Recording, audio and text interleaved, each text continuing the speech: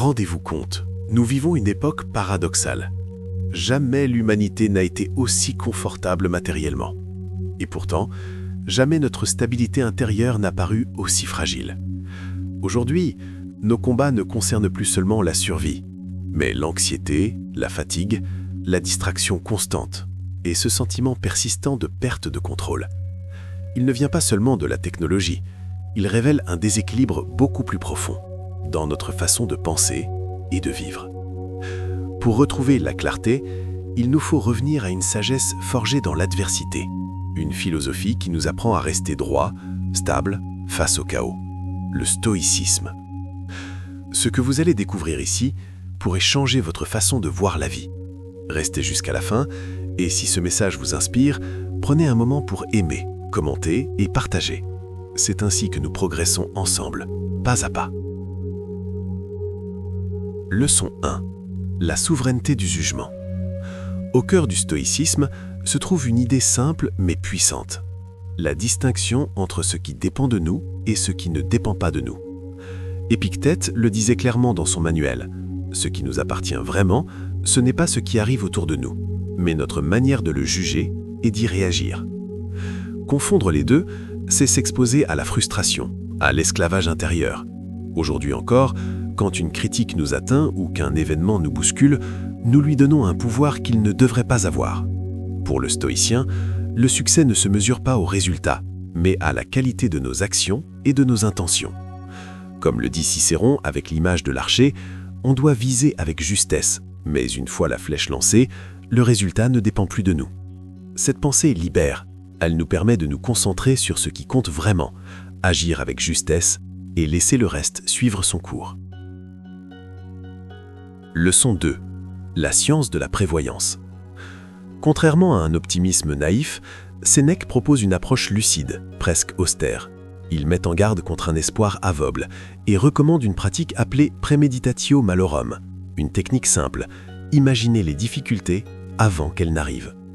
Selon Sénèque, les épreuves frappent plus fort quand nous n'y sommes pas préparés. Mais attention, il ne s'agit pas de sombrer dans le pessimisme. Anticiper une perte, une maladie, un échec, c'est se préparer mentalement. C'est apprendre à rester calme, à rester clair face à l'adversité. Comme le souligne Sénèque, nous souffrons souvent plus de nos pensées que de la réalité elle-même. Ainsi, la prévoyance devient une force. L'inattendu perd son pouvoir, car l'esprit a déjà appris à l'accueillir. Leçon 3. L'indépendance face à l'opinion. Aujourd'hui, nous vivons dans un monde obsédé par le regard des autres. La quête de reconnaissance est partout. Marc Aurèle l'a observé avec lucidité. Nous accordons trop d'importance à des opinions de personnes que nous ne respectons même pas. Se fier au regard d'autrui, c'est être dépendant d'un bien instable. Notre valeur ne peut pas dépendre de leur jugement. Le stoïcien construit sa force sur ce qu'il contrôle, sur ses propres principes. Quand Marc Aurèle dit « La meilleure façon de répondre à un ennemi est de ne pas lui ressembler », il nous enseigne une vérité essentielle. Restez fidèle à vous-même. Votre intégrité vient de l'intérieur et personne ne peut vous l'enlever. Leçon 4. La cosmopolis et le sens de l'engagement.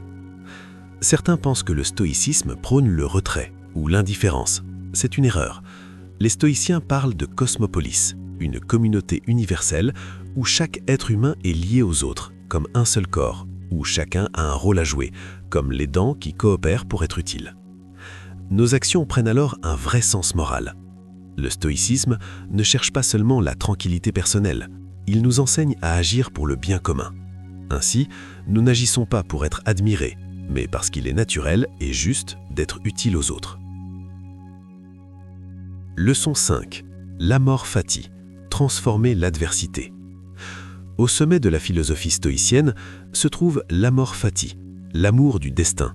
Marc Aurèle nous rappelle « L'esprit humain peut transformer chaque obstacle en matière première pour sa propre croissance, comme un feu qui consume tout ce qu'on y jette. Chaque difficulté devient alors une opportunité. La patience face à l'injustice, la persévérance face à l'échec.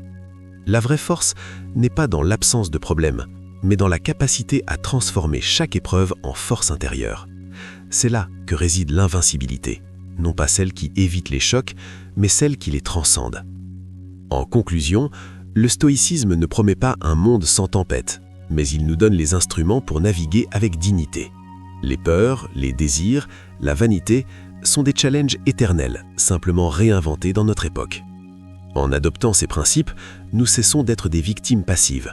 Nous devenons les architectes de notre caractère. La liberté véritable, ce n'est pas de contrôler le monde, mais de refuser qu'il dicte notre paix intérieure. Si cette vidéo vous a inspiré, prenez un moment pour aimer, commenter et partager. C'est ainsi que nous progressons ensemble, pas à pas.